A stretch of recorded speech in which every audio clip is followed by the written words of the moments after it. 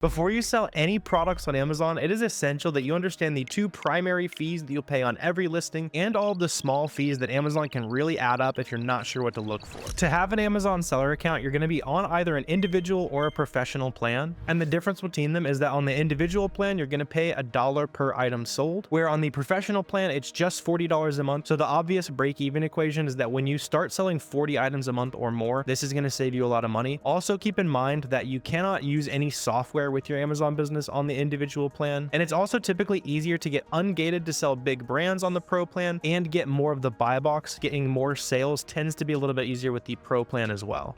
With that in mind, those two most important fees that you're going to pay on every single item are number one, the referral fee. This is the percentage that you pay to Amazon on every item that you sell on Amazon. It can vary by category and sometimes even price. All the different fees that we'll talk about in detail today, you can see full breakdowns on Amazon's website if you want to see item by item. And we're also going to be comparing this based on an example item. So you can see based on real products that you can sell on Amazon, what the fees might actually look like on one of these products here. But the referral fee that we pay to Amazon is basically the price that Amazon charges to have found a customer for us and to offer Amazon's marketplace. A lot of people think that the fees platforms charge can be pretty unreasonable, but in my opinion, it's pretty worth it to pay Amazon anywhere from 8 to about 15% to have found a customer for us and to have done all the marketing, sending billions and billions of dollars worth of advertising dollars into getting people on Amazon. And so after we pay Amazon for the work that they've done finding customers for us, we also need to go ahead and pay the FBA fulfillment fees. So this will only apply if you're doing Amazon FBA. That's what most of you guys will probably want to do, and we'll talk about the alternative to this. But on every item that you sell on Amazon, you can see the specific fee structure and how it changes depending on what type of item it is and how heavy that product is. Instead of looking at a big chart that I know can be a little bit overwhelming, let's jump into that specific example I was already showing you. So this is an example of a brand that a lot of brand new Amazon sellers, you can get Auto-Ungated to sell 32 degrees and lots of other brands that sellers who are on this listing sell. And that's why I like to use it as a quick example of the types of fees that we want to look for on these products, right? So on SellerAmp, this is the fee calculator app that I like to use. This is also how I source all my products. It's one of those essential tools for selling on Amazon. Down here though, you can see on the fee calculator, I can break it down into all of the fees that I'm going to pay on this product, and we'll run through what all of these mean and how all this works. But you can see on this example, I'm paying a 17% referral fee to Amazon to have found that customer. You can see that makes sense with what the Amazon Seller Central says. We're going to pay 17% on clothing items more than $20. So you can see there's lots of different like brackets and that kind of stuff. That's why it's important to just have a fee calculator when you're running your profit here. And then we're also going to end up paying Amazon a little over $6 in order to ship out this product to our customer, handle any customer service. Since it's an FBA order, this is basically the price we pay Amazon to ship it to the customer, handle all the picking and packing at the warehouse, doing customer service, all of that stuff that typically you would have to do as a business owner. We can pay Amazon, in this case, $6.50 for Amazon to take care of all that for us.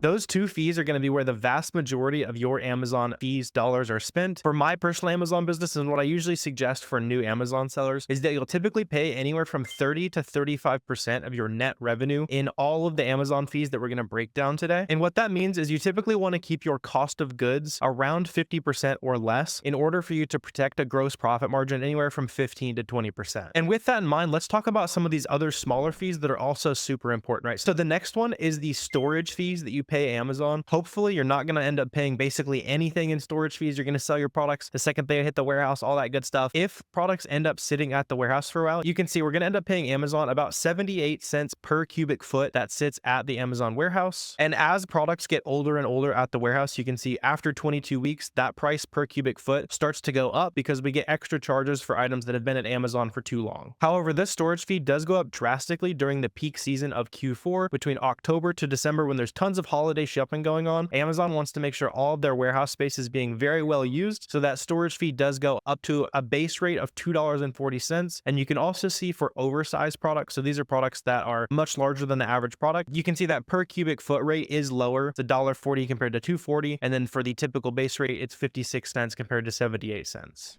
For my personal Amazon business that averages around $200,000 a month, that per month storage rate is typically only around a few $100s. During the peak seasons, I've seen it get close to around $1,000 in storage fees. So as long as you're having a lot of success selling your products and buying items that actually sell, which we cover in great detail on the channel, if you want to see how to source products that sell, you can learn that here as well. But as long as you're sourcing that type of product, you're not going to have to pay too much of your revenue in terms of storage fees. If you do end up having products that sit at Amazon for way too long, you will also be assessed less the long-term storage fee. So those are items that have been at Amazon for 6 months or more. And as that item gets older and older, you get charged an extra per cubic foot rate on top of the existing storage fees. So the main thing to keep in mind is that unless you have a very good reason for a product to be at your Amazon FBA warehouse for more than 6 months, there's no reason why you should let products sit at Amazon for more than 6 months so you can avoid this long-term storage fee. If you want to see how this actually shakes out on this example item that we've already been looking at, you can see on SellerAmp, we're able to toggle how many months that item might hypothetically sit at the Amazon warehouse. And so you can see in this case, if we let that item sit at Amazon's warehouse for 3 months, that's going to cost us 38 cents. If it sits there for 1 month, it's going to cost us 13 cents. And that's going to go up as we increase the number of months, pretty obviously. So we're also going to cover all the shipping related expenses and any potential refunds, removal orders, all that kind of stuff. But I also want to quickly mention another fee that can happen on the selling side of the process. If you're selling books, DVD, software, video games, you guys can see the list right here. You will get charged an extra $1.80 per unit. But again, if you're using SellerAmp to source your products, it's going to include that on the closing fee. In this example, you can see it is not in that category. So our closing fee is $0.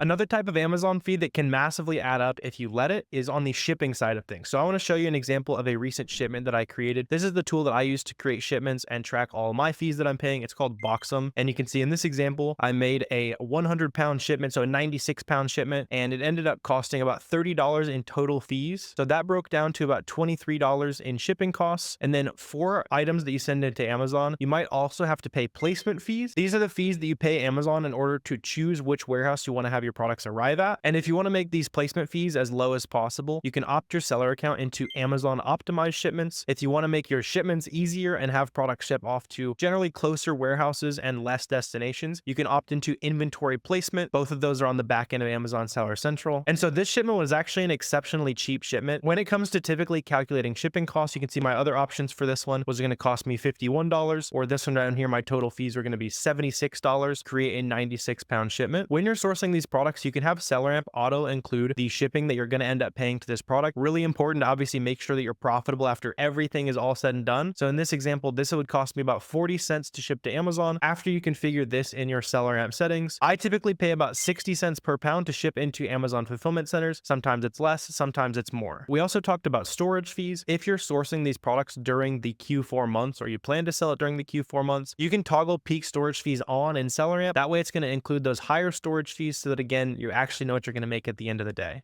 When you're selling products on Amazon, you also have two different options for how to get those products to customers. We've talked about FBA shipping, where we're paying about 60 cents a pound. If you do FBM, we're shipping directly to the customer instead of shipping to an Amazon FBA warehouse. When we're shipping to a customer, there's lots of good advantages like being faster to listings, being able to test products quicker. Generally, you can buy smaller, list them via FBM, and see if it's going to sell even like the same day you buy those products. Now, the downside is obviously that you yourself have to put all of those products down in the individual bags or boxes, ship them off to the customers, make sure everything goes smooth. You're also customer service for those orders. And the way that changes how you can figure out what you're actually going to make on these listings is going to obviously change your fees, right? So what we can do is we can toggle these fees to the FBM option. And you can see now the only fee that we're going to pay basically is the referral fee that we pay to Amazon in order for them to find the customer for us. Now, in order for us to figure out what we're actually going to make on this FBM order, we're going to need to estimate what this item is going to cost us to ship in the FBM cost settings. So in this example, what I do is check and see how big this product is. So in this example, it's relatively small and it's about 11 ounces. So I know that in order for this to be shipped via a typical ground shipping somewhere around there, it's going to cost me anywhere from $4 to $5, maybe up to $6 if it was a really far destination. And you can even see sometimes this can completely change how an item might make sense to FBM the item or FBA that product. Because for example, on this listing, if we can ship this for $6, which should be pretty reasonable, that would actually make us an extra $1 per unit. If you're not quite sure how to estimate your FBM cost on some of these listings, next time you get an FBM order, I'd highly recommend punching in a bunch of different random dimensions and weights, all that kind of stuff, so you can get a feel for and get really close estimates on what your account is specifically going to cost you to do those FBM shipments. If you try to get those estimates from UPS or USPS's website, it's going to be much higher than what you'd actually pay on Amazon Seller Central, because we do get slightly discounted shipping rates through Seller Central when you're shipping these orders.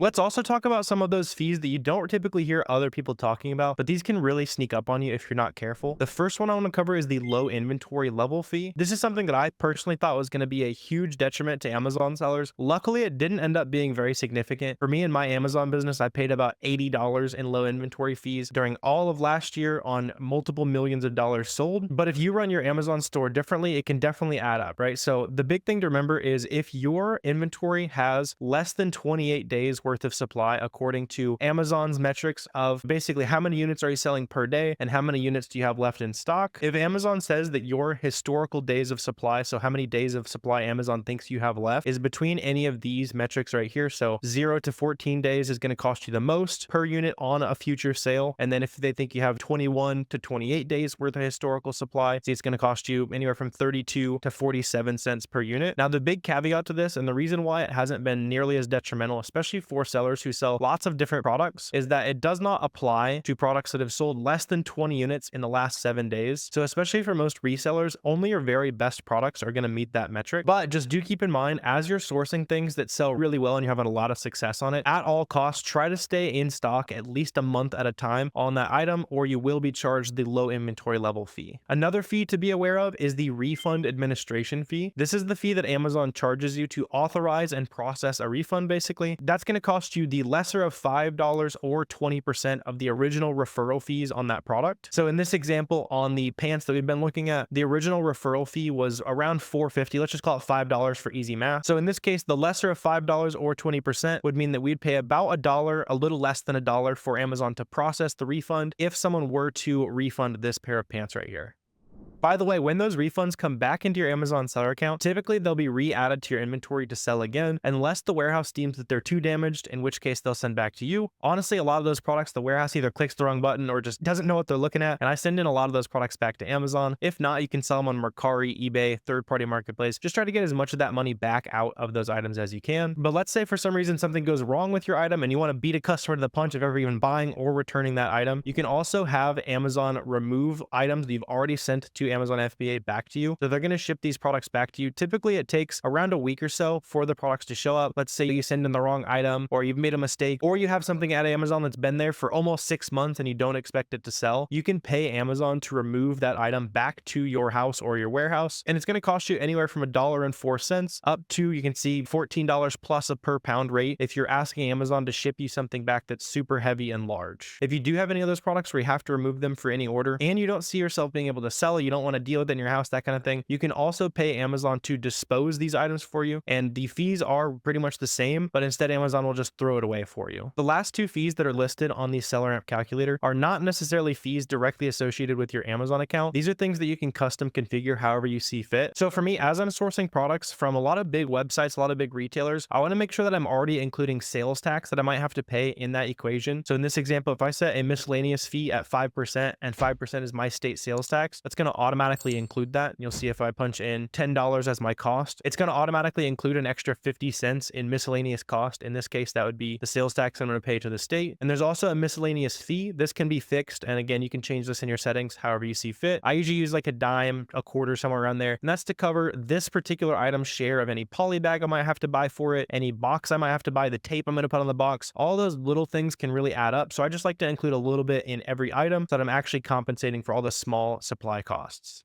So as you're sourcing products for your Amazon business, if you want to make sure you're having fees properly calculated, make sure you grab a 2-week free trial of SellerAmp down below. On the sales side, as you start to sell the products that you're finding, if you want to know what your business is actually making in true profit, you want to see all the itemized fee costs, you can see all of that within Boxum. That's the software that I use on the back end of things. SellerAmp, I calculate fees on the front end, and then after the sale, making sure my business is actually profitable, I track my entire business through Boxum. So you can also check out a 2-week free trial of Boxum down below. That makes shipping to Amazon really simple, a little bit cheaper, and it tracks all of the fees from the really big ones to the really little ones that we didn't even have time to talk about today. But with all the fees we broke down today, now where 99+% of the money that you're going to end up paying to Amazon is actually going to end up. If this was helpful, please hit the subscribe button. That's a free way to help me out for helping you guys out. Also, let me know if you have any questions, comments, anything like that. Always happy to chat with you guys down below in the comment section. But I really appreciate you watching this video. And if you want to see my live step-by-step product sourcing process, go ahead and click this video right here.